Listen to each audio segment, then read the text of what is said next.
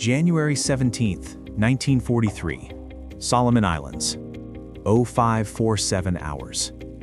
The jungle still breathed with darkness when Lieutenant Klaus Hoffmann heard it, a sound that didn't belong to the war he knew. Not the Merlin engines of the Spitfires he'd faced over France, not the labored drone of the Soviet Yak fighters that clawed through frozen skies above Stalingrad. This was different, deeper, a guttural roar that seemed to shake the moisture from the leaves that rattled in his chest before his ears could place it.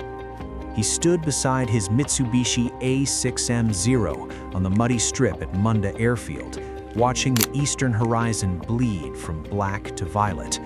And for the first time since he'd transferred from the Luftwaffe to train Japanese pilots, Klaus Hoffmann felt something he hadn't experienced in 3 years of aerial combat: uncertainty. The sound grew louder, then louder still, and then they appeared, not as graceful silhouettes, but as industrial fists punching through the dawn. American Corsairs, 8 of them, their inverted gull wings catching the first light like bent scythes, their massive radial engines turning propellers that seemed too large, too aggressive, too impossibly powerful for any aircraft he'd been taught to respect. But it wasn't their speed that stopped his breath. It wasn't even the way they dove from 12,000 feet with a velocity that seemed to violate every principle of controlled flight. It was what happened when they pulled out of those dives. When any other aircraft would have shuddered, stalled, or torn itself apart from the forces involved, the Corsairs simply continued, smoothly, effortlessly, as if the laws of physics had been negotiated differently for American engineers. Within 9 minutes, 3 Zeros lay burning in the jungle canopy. Klaus Hoffmann survived only because his aircraft never left the ground. He would write in his journal that evening, in handwriting that trembled more than he cared to admit, "They do not fly like us. They do not fight like us. It is as if they come from a future we cannot reach." He was closer to the truth than he knew. The technological secret that Klaus Hoffmann witnessed that morning wasn't born in the heat of battle. It emerged from a problem so mundane, so seemingly trivial that most military planners would have dismissed it as inconsequential. American pilots kept passing out. Throughout 1941 and early 1942, as the United States rapidly expanded its naval aviation capabilities, flight surgeons noticed a disturbing pattern. Pilots attempting high-speed combat maneuvers, particularly the kinds of violent direction changes required in dogfighting, were experiencing G-lock, G-force-induced loss of consciousness. The human body, these doctors explained, simply wasn't designed for the rapid acceleration forces that modern combat aircraft could generate. When a pilot pulled his stick back hard in a tight turn or a steep dive recovery, blood drained from his brain toward his legs and abdomen. Within seconds, vision narrowed to a tunnel, then grayed out entirely, then nothing. In the European theater, this was manageable. The Messerschmitt Bf-109s and Focke-Wulf 190s that Luftwaffe pilots flew were nimble, certainly, but their engines and airframes had practical limits. Combat doctrine emphasized energy management and positioning. You didn't simply out-muscle your opponent through raw physical force. But in the Pacific, American naval strategists faced a different enemy. The Japanese Zero was lighter, more maneuverable, capable of tighter turns than any American fighter then in service. In early engagements, this superiority cost American lives. The Brewster Buffalo, the Grumman Wildcat, these were brave aircraft flown by braver men, but in a turning fight with a Zero, physics favored the lighter machine. The United States Navy needed an answer, not just a better aircraft, but a revolutionary one. They needed a fighter that could outclimb, outdive, outgun, and outlast anything Japan could field. They needed it quickly, and they needed it to keep its pilot conscious while performing maneuvers that should, by all medical understanding, render him incapacitated. Chance Vought aircraft understood the assignment. The F4U Corsair that emerged from their Connecticut factory in 1942 was an almost absurd concentration of power. Its Pratt & Whitney R2800 double wasp engine, a 2,000 horsepower beast of 18 cylinders arranged in 2 radial rows, drove a 13-foot propeller, the largest diameter ever fitted to a fighter aircraft. To give that propeller ground clearance, Vought's engineers designed the distinctive inverted gull wing, bending the wing sharply downward from the fuselage before angling it back up toward the tips. This gave the Corsair its predatory profile, but more importantly, it gave the aircraft structural advantages that wouldn't become apparent until pilots began pushing the machine to its limits. Those limits were extraordinary. The Corsair could reach 417 miles per hour in level flight, faster than any fighter Japan possessed, faster than most German aircraft, faster than seemed prudent for a carrier-based fighter meant to land on pitching decks in Pacific swells. It could climb at nearly 3,000 feet per minute, reaching combat altitude before enemy fighters could intercept. And it could dive. God, could it dive.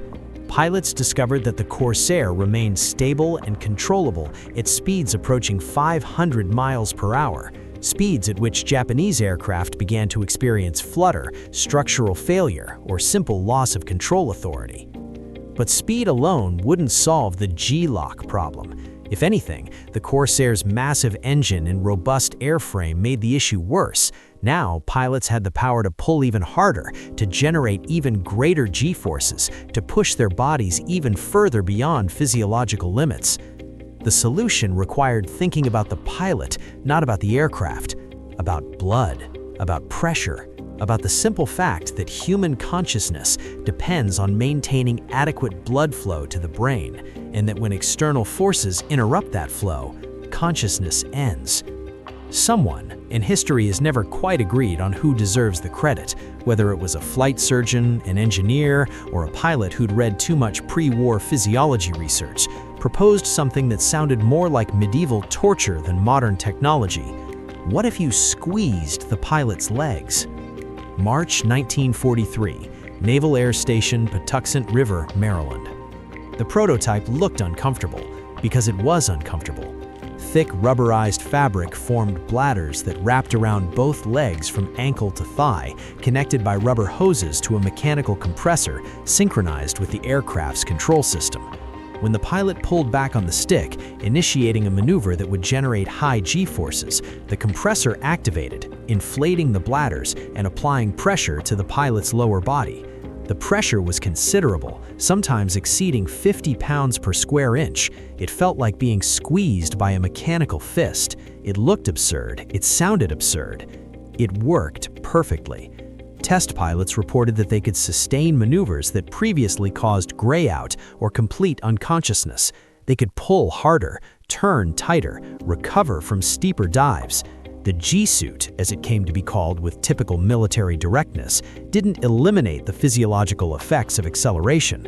It couldn't, but it delayed them, bought precious seconds, kept blood where it needed to be for just long enough to complete the maneuver, to line up the shot, to survive the moment. In an arena where combat was decided by fractions of seconds and fractional advantages, this was revolutionary. But there was a problem.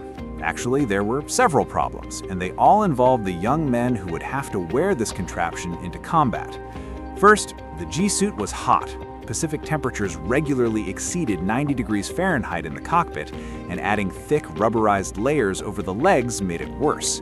Second, it was cumbersome. Pilots had to connect hoses, check seals, ensure the compressor was functioning, additional steps in pre-flight routines that were already complex.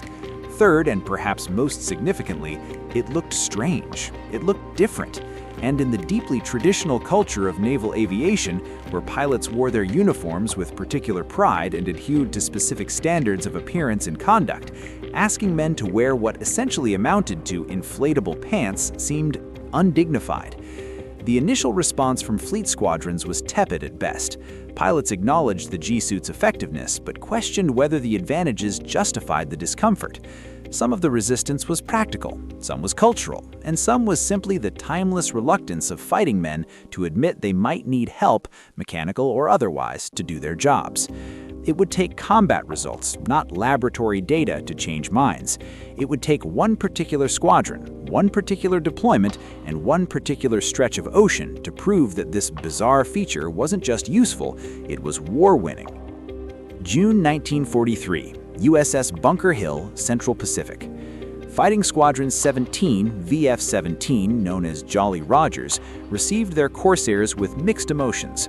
These were experienced pilots, men who'd flown Wildcats in earlier engagements, who understood both the aircraft's reputation for power and its reputation for difficulty. The Corsair had earned nicknames that weren't entirely affectionate. Ensign Eliminator for its tendency to punish inexperienced pilots during carrier landings, Hog for its bulky appearance and heavy controls. And now they were being asked to wear these inflatable suits while flying these challenging aircraft. The combination seemed designed to maximize both physical and psychological discomfort. Lieutenant Commander John Tommy Blackburn, VF-17's commanding officer, made the G-suit mandatory. Not optional, not recommended, mandatory. Every pilot in his squadron would wear it, every flight, no exceptions. This decision was unpopular. It remained unpopular for approximately 3 weeks. Then the squadron deployed to combat operations over Rabaul, and unpopularity transformed into religious devotion.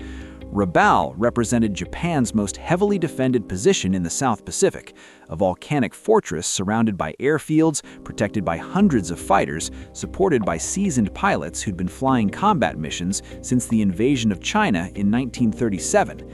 American planners knew that reducing Rabaul would require air superiority, and air superiority would require killing enemy fighters, lots of enemy fighters, in close combat against pilots who understood their aircraft's advantages and had years of experience exploiting them. The tactical problem was straightforward. Japanese Zeros could turn inside any maneuver an American fighter attempted. In a traditional dogfight, circling, turning, each pilot trying to get behind the other, the lighter, more agile Zero held every advantage. American doctrine had evolved to avoid this trap. Boom and zoom tactics emphasized speed and altitude. Dive on the enemy, make one firing pass, use superior power to climb back to altitude before the Zero could respond. Never turn, never try to outmaneuver them. Use your strengths, avoid their strengths. But doctrine and desperation are different things.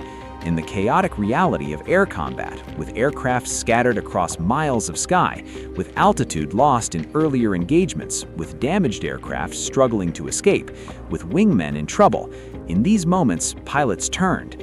They turned because tactical purity didn't survive contact with necessity. They turned because their friends needed them to turn. They turned because the alternative was worse.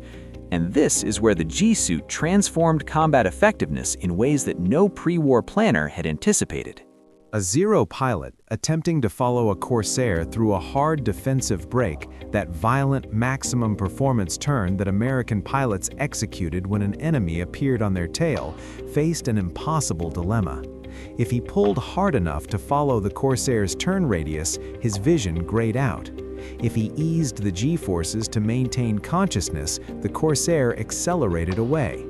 The American pilot, protected by his inflatable suit, could sustain the turn, could keep visual contact, could even reverse the situation. What began as a defensive maneuver became offensive opportunity. The hunted became the hunter. Tommy Blackburn's squadron discovered this accidentally during their first week over Rabaul. A 4-plane division was jumped by 8 Zeros at an altitude disadvantage, exactly the scenario American doctrine said to avoid. Unable to extend away, the Corsair leader broke hard left, pulling so aggressively that he expected his wingmen to fall behind, separated, vulnerable. Instead, all 4 Corsairs completed the turn, maintained formation, and found themselves facing Zeros whose pilots had either grayed out from trying to follow or had slackened their turns to stay conscious. The Corsairs reversed, attacked, and shot down 5 of the 8 Zeros without loss. The combat report noted almost as an afterthought, G-suits functioned as designed, recommend continued use. By August, recommendations weren't necessary. Every pilot who'd flown combat in a G-suit understood. The discomfort was irrelevant. The appearance was irrelevant. What mattered was that they could do things, sustained and violent things, that killed enemy pilots who were just as brave, just as skilled, just as determined, but who didn't have rubber bladders squeezing their legs. The strategic implications unfolded gradually, then suddenly. Intelligence analysts tracking Japanese pilot quality noticed a peculiar pattern in late 1943 and early 1944. Enemy fighter units were losing their experienced pilots at accelerating rates. Not just shot down, that happened in any air war, but specifically veteran pilots with hundreds of combat hours were being killed by American pilots who'd been in theater for weeks. The experience advantage that Japan had carefully built through years of warfare was evaporating. Japanese after-action reports, captured later in the war, revealed bitter frustration. Their pilots described American fighters that did not obey physical laws, that turned when they should not turn, that pulled from dives when G-forces should prevent recovery. Some reports attributed this to superior physical conditioning of American pilots. Others suggested drugs or stimulants. A few came closer to the truth, mentioning rumors of pressure devices worn under flight suits, but these were largely dismissed as speculation or propaganda. The truth was simpler and more profound. American engineers had identified a physiological limitation, developed a technological solution, and implemented it across an entire air force. They'd done it quickly, quietly, and effectively, and in doing so, they'd fundamentally altered the mathematics of air combat. Consider the tactical calculus from a Zero pilot's perspective in 1944. His aircraft could still turn tighter than a Corsair. That hadn't changed. His training was still excellent, his maintenance crews still skilled. But now, attempting to exploit his aircraft's superior maneuverability required pushing himself to the edge of consciousness, while his American opponent could do the same maneuvers with a physiological buffer. In poker terms, both players had similar cards, but one player could see clearly while the other was fighting tunnel vision. Over time, in engagement after engagement, that advantage accumulated into overwhelming superiority. The numbers tell the story. VF-17, the first squadron to fully implement mandatory G-suit use, compiled an 11-to-1 kill ratio during their 6-month deployment. 11 enemy aircraft destroyed for every Corsair lost. Other Corsair squadrons, adopting the same equipment and tactics, achieved similar results. By mid-1944, Pacific Fleet carrier groups expected fighter squadrons to maintain kill ratios above 10-to-1, not hoped for, expected. The G-suit had transformed air combat from a contest of skill and courage, where both sides had admirable examples of each, into a systematic advantage where American pilots entered every engagement with capabilities their opponents simply couldn't match. February 1945. Okinawa. By the time American forces approached Okinawa, the Japanese pilot situation had become desperate. The experienced airmen who'd opened the Pacific War were gone, either dead or reassigned to train replacements who would die in turn. The replacements themselves received truncated training, sometimes as little as 40 flight hours before being sent to operational units. Their orders were increasingly suicidal, kamikaze missions, one-way flights, attacks that emphasized devotion over effectiveness. Into this environment came the final evolution of the Corsair program. The F4U-4 variant, entering service in early 1945, included an improved G-suit integrated directly into the aircraft's hydraulic system. The new system was lighter, more responsive, and provided graduated pressure based on G-force intensity rather than the binary on-off cycling of earlier models. Pilots described it as feeling almost natural, as if the aircraft itself was helping them, supporting them, enabling them to push further than human bodies should go. Marine Fighter Squadron 221, flying F4U-4s from captured airfields on Okinawa, compiled a 15-to-1 kill ratio over 3 months of sustained combat. Their mission was straightforward: intercept kamikaze attacks before they reached the fleet.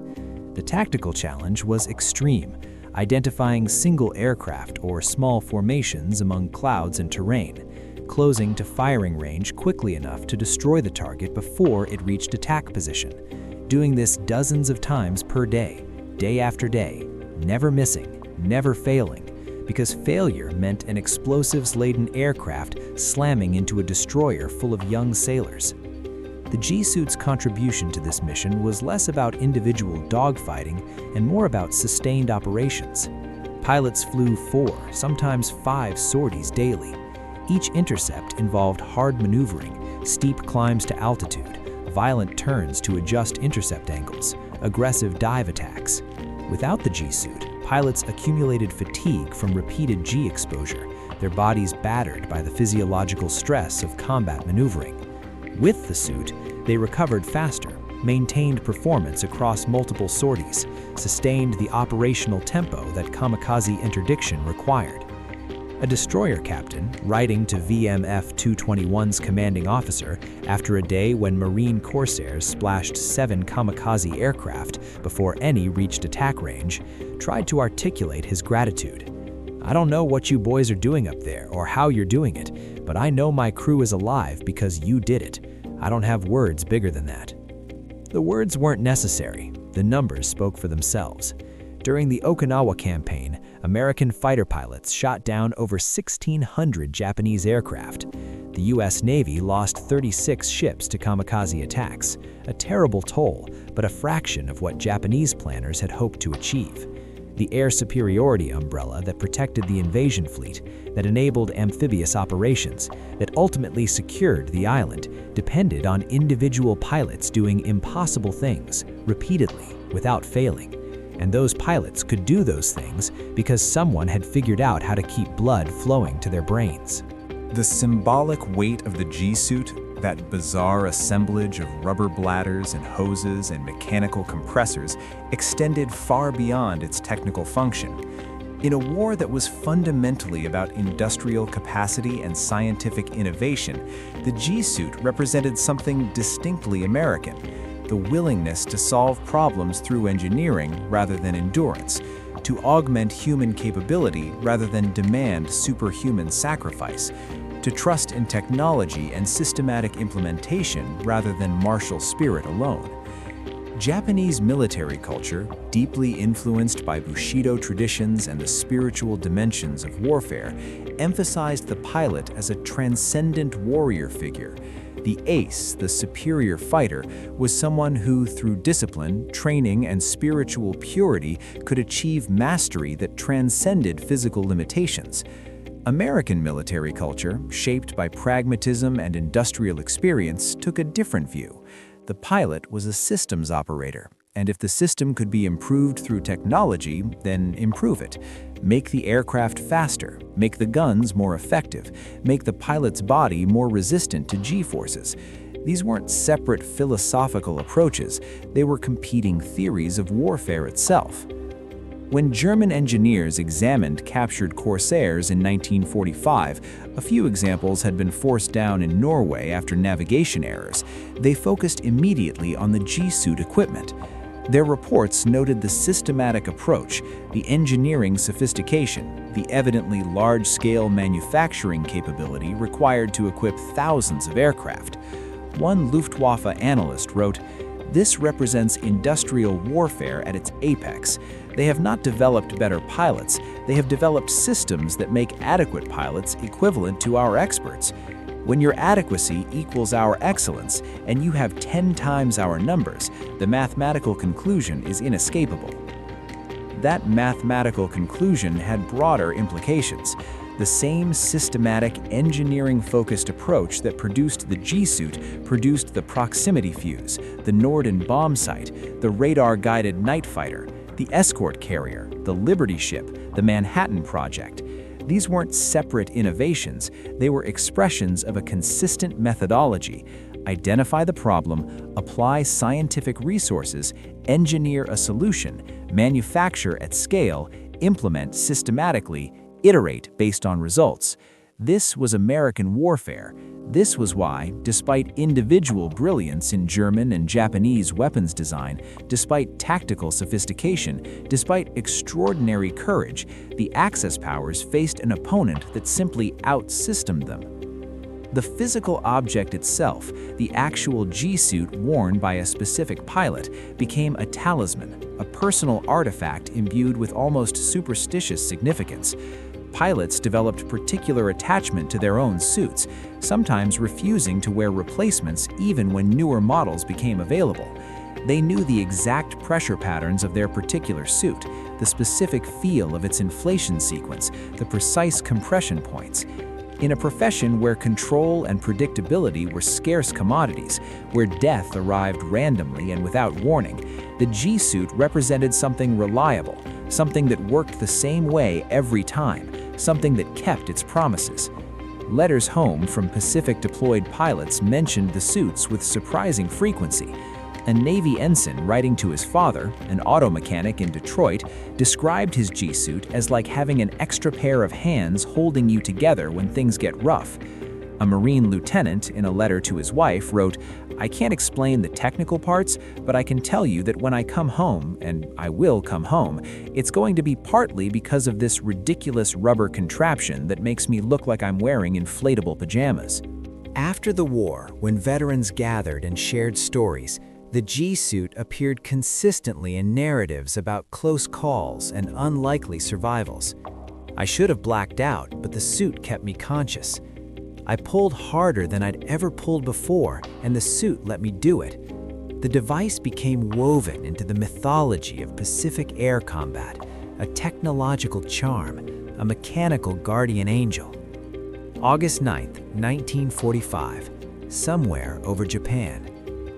The last combat sorties of the Pacific War flew in confusion and rumors. Word of atomic weapons, of possible surrender, of continuing resistance. None of it was certain at squadron level, where pilots still launched on combat air patrol, still hunted enemy aircraft, still followed orders that presumed the war would continue.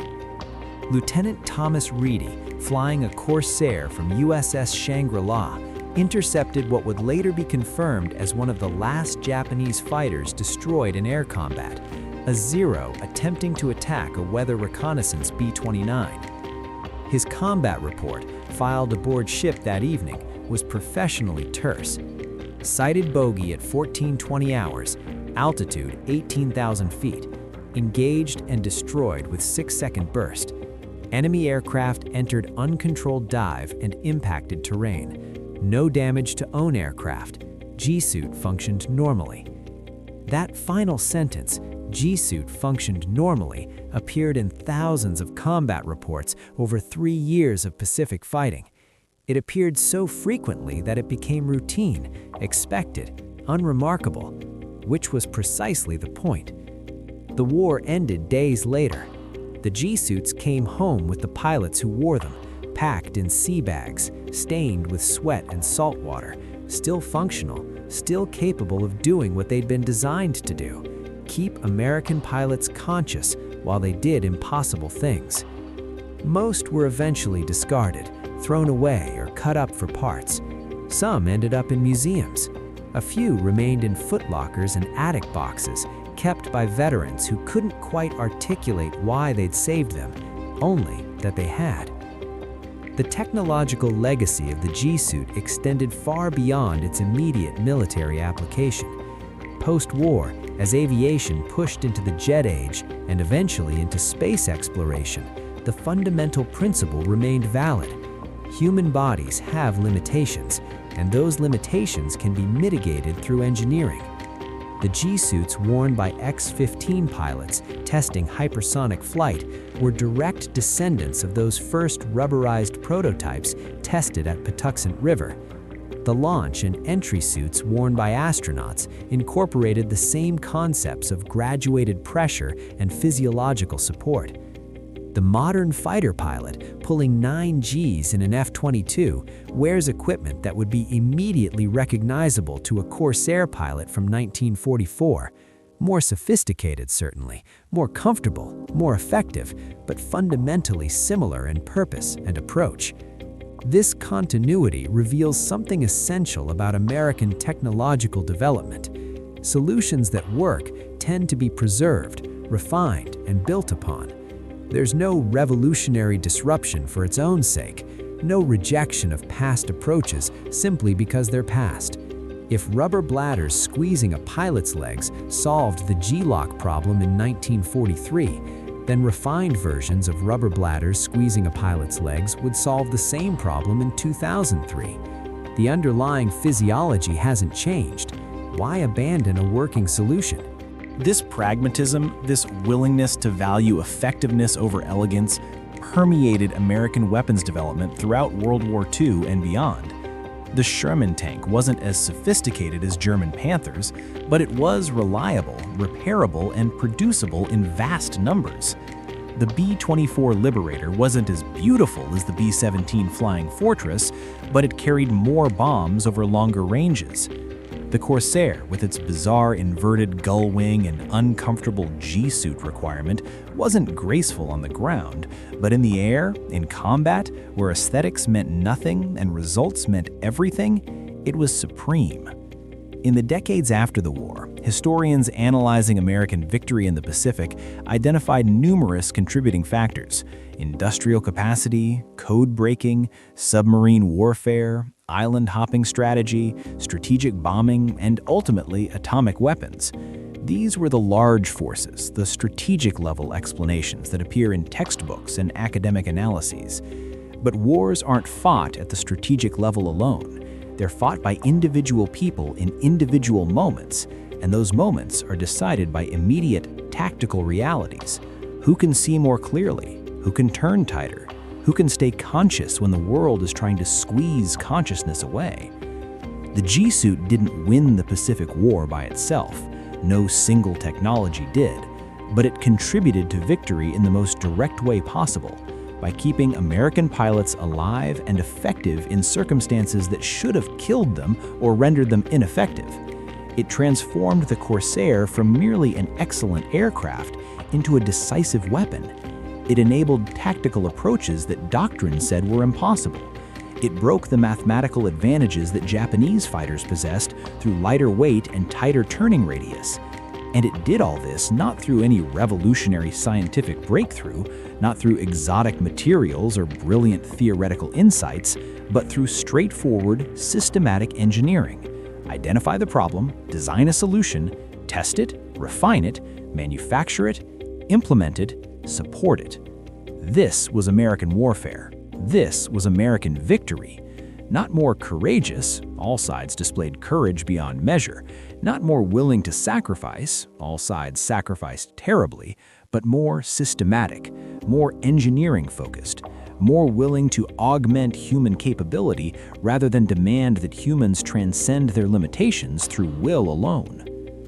Today, Naval Aviation Museum, Pensacola, Florida.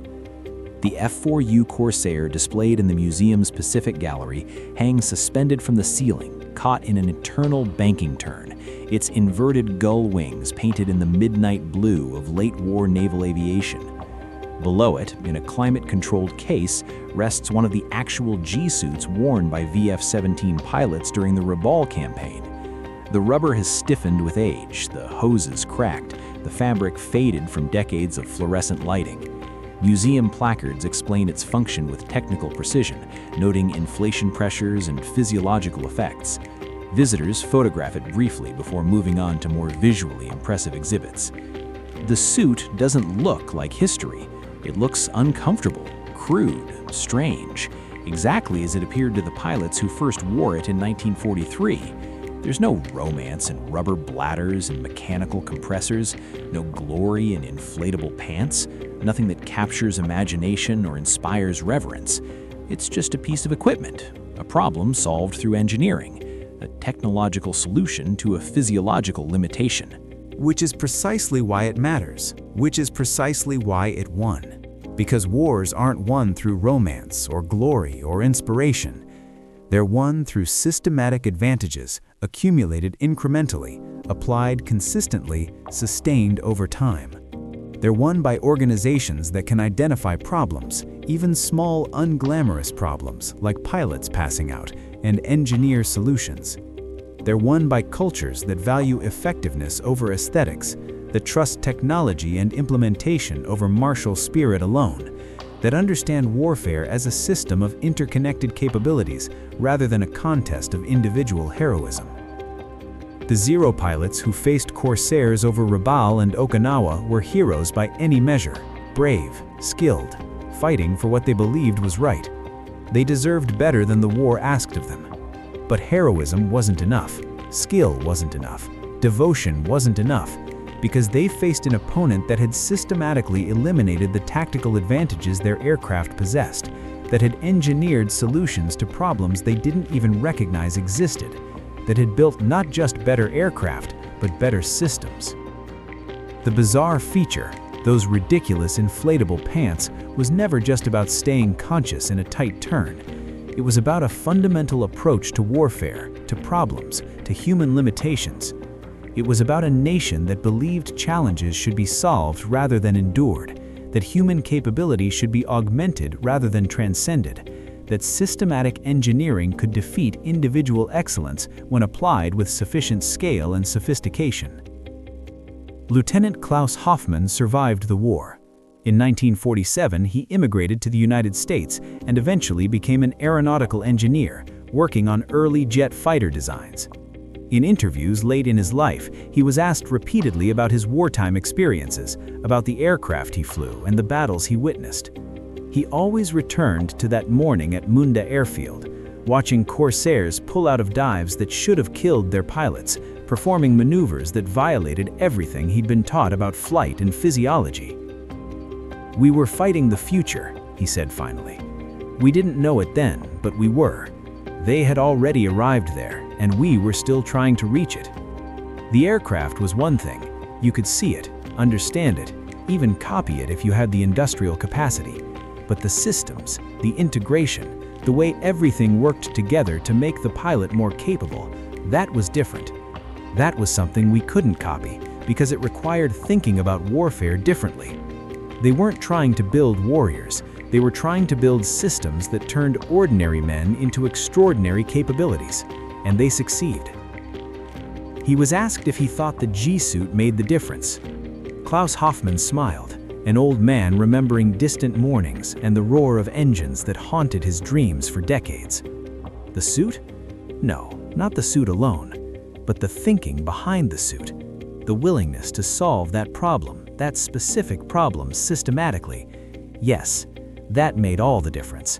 That was what won the war. The museum closes at 1700 hours. The lights dim over the exhibits. The Corsair hangs in darkness, its propeller frozen, its engine cold. And in its case below, the G-suit rests, bizarre, unglamorous, crude, decisive.